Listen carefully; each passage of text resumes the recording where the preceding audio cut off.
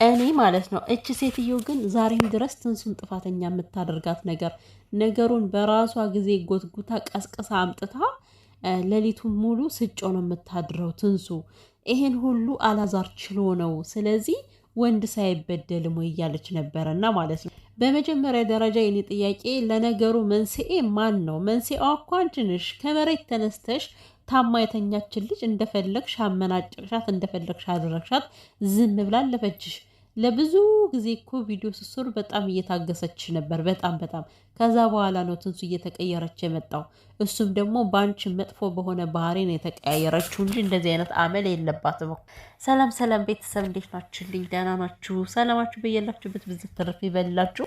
እና እንግዲህ ዛሬ አቤቱታ እያቀረበች ነበረ ማለት ነው። ወንድ ልጅም ይከፋል ሴት ስለምትባል እንጂ ወንድ ልጅ ይከፋል። ስለዚህ ወንዶች ለምንድን ነው የማትናገሩት? እያለች የእሷን ልጅ ሽፋን ለማድረግ ማለት ነው። ሌላም አለ እንዳላዛር የሚሰቃይ ወንድም አለ ለማለት ነው አሁን ወጥተሽ እንደዚህ የምታወሪው። ስለዚህ እናንተ ሰዎች ወጥታችሁ ድምፅ ሆኑ ለማለት ፈልገሽ ነው። በነገራችን ላይ ማለት ነው ያላዛር እናት እንዳንቺ ልጅ የሚሆን የለም። እንዳንቺ ብልግ ያለ ልጅ የለም። ከስነ ስርዓት የወጣ አድርገሽ ነው ያሳደግሽው። በዚህ አጋጣሚ ይሄን ያክል ቁመቱን አስረዝሞ እድሜውን በቂ ነው። ከሱ በታች ያሉ ዛሬ ትዳራቸውን ክብክብ አድርገው የሚይዙ ወንዶች ሞልተዋል። ስለዚህ ይሄ ልጅ ሁሉ ነገሩን በአንቺ ቁጥጥር አድርገሽው በደንብ አምረው እንዲሰራ እያደረግሽው አይደለም። ትዳር እንደዚህ አይደለም። እናትና ልጅ ተቀላቅሎ እናትና ሚስት በአንድ ላይ ተቀላቅሎ ይኑር የሚል ህግ የለም። አስሬ አንቺ እየመጣሽ እየመረረሽ ትውጫዋለሽ የምትይውን ነገር እንግዲህ ምን ትሆኚ? አንቺ እየመረረሽ ትውጫዋለሽ። ከዚህ በኋላ ከትንሱ ቤት መግባት ሲያምርሽ ይቀራል ማለት ነው። ምናልባት ሽታውን ከፈለግሹ በውጭ እየመጣሽ እንደዚህ ሾም አድርገሹ ብለሻሸተሹ ትሄጃለሽ ማለት ነው። እና ልጅቷ ባፈራችሁ ንብረት ልጅቷ በገነባችሁ እዛ ውስጥ እኮ እኔ ነኝ የከፈልኩት እያለች ነበረ እኮ ትንሱ። የቤት ክራዩን እኔ ነኝ የከፈልኩት እሱ መክፈል አቁሟል ተባለ። ስለዚህ እሷ ባደረገችው ነገር እናንተ ተመጻደቃችሁበት። በገዛ ቤቷ አትገቢ ማልሻት። አሁን ደግሞ ዛሬ አቤቱታ እሷን ክፉ ለማስባል መጣሽ።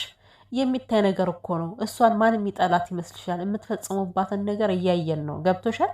እና አጉል ስሞታ ለማቅረብ የመጣሽው ነገር ያው አይመችም፣ እውነቱን ለመናገር ማለት ነው። ዛሬ ደግሞ ምን አስበሽ ነው? ሲቀጥል ደግሞ እሷን እያሰበ ልጄ እንዲቆዝም አልፈልግም እሷን እያለ ብለሽ ነበር አይደለ? ትክክል ነሽ። ለልጅሽ ማሰብሽ መልካም ነገር ነው። ነገር ግን ማለት ነው ልጅሽ በ80 እንዳለ የሴት ማምጣት አንቺ መብት የለሽም። የምሬን ነው። ምክንያቱም ይሄ ልጅ እንደፈለግሽ ማድረግ የምትችይው 80ውን ካወረደ በኋላ እንኳን አንድ ሴት አይደለም ለምን 10 ሴት አታንጋጅለትም ከፈለግሽ። ነገር ግን ባለትዳር ሆኖ እያለ ማንኛው ህግ ነው ላንቺ የፈቀደልሽ? ሴት ከላይ ላይ አምጥተሽ እንድደርቢ የፈቀደልሽ ህግ የለም። አንቺ ከህግ ወጥ ማለት እንዴት ነው? ከህግ ውጭ ሆነሽ ነው እየሰራሽ ያለሽው ማለት ነው። ይሄ ማድረግሽ እኮ ህግ እኮ ለልጇ ብላ ነው ብሎ ሊለቅሽ አይችልም እኮ ገባሽ? ለማንኛውም እንግዲህ ዛሬ የእናንተ የመዋረድ ቀን ስለሆነ እንኳን ደስ ያላችሁ የትንሱዬ ቤተሰቦች። እኔ ደስ ነው ያለኝ፣ ይቅርታ አድርጉልኝ። ያለ መደሰት አልችልም። ምክንያቱም እቺ ልጅ በጣም መከራዋን አየች እኮ። እንደዚህ አርግዛ ተሰቃየች። ገና ከጅምሩ ሆርሞኗ እየተቀያየረ ያለ ራሱ በክላስ ስንት ወር ሙሉ ነው ክላስ ገብታ የተቀመጠችው እቺ ሴትዮ ሽሽት ማለት ነው። ያላለቻት ያላደረገቻት ነገር የለምና እንግዲህ ከቤቷ ምን ጥቅ አድርጋ አውጥታታለች። ትንሱም ወደ ቤቷ ገብታለች። እግዚአብሔር ይመስገን ቢያንስ በሰላም ከቤቷ ትወልዳለች። እና እንግዲህ አማን ደግሞ እስካሁን የታገሰው ይሄ ልጅ ብቻ የሆነ ተስፋ የሚያደርገው ነገር አለ። ምናልባት ያው የሰው ልጅ ይሳሳታል አይደለም፣ ምናልባት ወደ ቀልቡ ይመለሳል በማለት እየጠበቁት ነበረ። እነሱ ምንድን ነው ያደረጉት?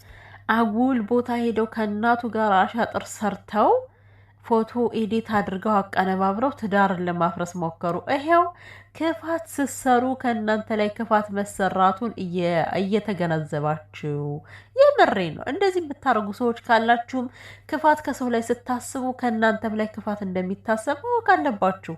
እንዴ የምሬን ነው። ማንም ሰው በሰው ላይ ክፋት ሰርቶ ክፋት ሳይሰራበት የሚቀር ነገር የለም እንዴ። እና አንተ በሐሰት መረጃ የሰውን ትዳር ልታፈርስ ነበር። ነገር ግን አንተ ነው ከቤት የተፈናቀልከው። በዚህ አጋጣሚ እኔ ደስ ብሎኛል። አላዛር አንተ ሜዳ ላይ መውደቅ ራሱ በእርግጥ አሁን ተከራይተህ ትገባለህ። ይገባል። ይሄ ቅጣት ይሆናል ላንተ ማለት ነው፣ ትምህርት ይሆናል። በመጀመሪያ ደረጃ አእምሮ እንድታሰራ ያደርግሃል። እንግዲህ ያው ከህግ ባለሙያ ጋር ነው የተሳፈጠው ማለት ነው። በህጉ መሰረት እሱ ምንም ንክክነት የለውም። በህጉ መሰረት ግን ዋጋውን ሰጥቶታል። የትንሱ ወንድም ይችላል፣ ትንሱ ትችላለች። አላዛርና እናቱ ግን ባለማስተዋል ነው የምትመሩት። ያለማስተዋላችሁና የተስተዋልኩት ደግሞ ምንድን ነው? ከህግ ፊት ሆናችሁ ህግ ባዘዘው ነገር ላይ ራሱ በጣም የሆነ እንዴት ነው አምባገነንነት ተሰምቷችሁ ነበር የምትናገሩት። አላዛር ውጣ እየተባለ እኔ አልወጣም፣ ቤቴን ትቼ የገዛሁት ነው የገነባሁት። የት ነው የገዛው ደግሞ? 2 ወር ነው 3 ወር ምናምን እኮ ትንሱ ነው የከፈለችው። ለምን ታስመስላለህ? ተናገረች እኮ በዚህ አቅሟ፣ ምንም ነገር በሌላት አቅሟ እሷ ነው እየከፈለች እስካሁን ድረስ የተቀመጠችው። የቤት ክራይ ሰጥቶኝ አያቅም ነው የተባልከው። በቃ ምንም ነገር የለም ከዛ ቤት ከወጣ ጀምሮ ምንም ነገር የለም። እቃህን ሰብስበ ማለት ነው እንዴ? ይሄ እንደ ቀመጠ ሴት ዝም ብሎ መጥቶ ተቀምጦ እናማ አንዳንዴ ህግ እኮ ደስ ይላል። አረ የምሬ ነው። ቤተሰብ ግን ማለት እኔ እኮ እያሰብኩ ነበረ የሴቶች መብት ለምን አትሄድም እያልኩ ማርያምን በውስጥ ያሰብኩት ነገር ነው። ዛሬ የህፃናትና የሴቶች መብት ነው የተባለው። እንደዛ እኮ ነው የተከሰሰበት ማለት ቤት ውስጥ እንዲወጣ የተደረገበት ማለት ነው። በሴቶች ቀልድ የለም በዚህ አጋጣሚ ማለት ነው። ማሚ ከዚህ በኋላ ልጅሽን አፋትተሽ እንደፈለሽ ለሹገር ማሚም ዳሪው ለ3 ለ4 ሴትም ዳሪው አይመለከተንም። እናቴ አንቺ ዝሙትን እያስፋፋሽ ነው ያለሽው እንዴ። እኛ ደግሞ ዝሙትን የምንታገስበት ምንም አይነት አቅም የለንም፣ እውነት ለመናገር ማለት ነው። ከሀገር ላይ መጥፋት ካለባችሁ ትጠፋላችሁ፣ ዝሙት የምታረማምዱ ሰዎች። ስለዚህ ማሚም ወደ ቀልብሽ ተመለሽ። እስኪ የጽሞና ጊዜ ውሰጂ፣ አንቺ ጸበል ተጠመቂ። እምነታቸው ምንድን ነው ቤተሰብ? እሷ ኦርቶዶክስ ናት አይደል? ማሚ ኦርቶዶክስ ናት። አላዛርን ያላቅም እና ከዚህ በኋላ ትንሱን እንነካለን ብትሉ ማለት ነው ከዚህ የባሰ ነገር ነው የሚወርድባችሁ። አሁን ከቤት ነው የወጣችሁት አይደለ? ከዛ በኋላ ደግሞ ከነካችሁ አዘብጥያ ትገባላችሁ። ምክንያቱም ህግን እየጣሳችሁ ስለሆነ ማለት ነው። ዛሬ አላዛር እኛ ነው እልክ ያስገባናቸው ምናምን እያለ ነበረ። እንግዲህ እንደዚህ እንደሚፈጠር አልገባውም ነበረ። ትንሽ ወደ ቀልቡ ለመመለስ ፈልጎ ነበር መሰለኝ፣ አላቅም። ግን ደግሞ በመካከል ይሄ ነገር ተፈጠረ እንጂ ስህተት እንደሰሩ እኮ በደንብ ያውቃሉ እናትና ልጅ ማለት ነው። የሌለን ነገር የሌለን ታሪክ አቀነባብሩ። አቤት ድፍረት! እኔ እኮ ብያለሁ። ይኸው ሳይውል ሳያድር ግፉ ካንተ ላይ መጣ። በዚህን ያክል ተንኮለኛ መሆን የልጅ አባት ልትሆን ነው አንተ።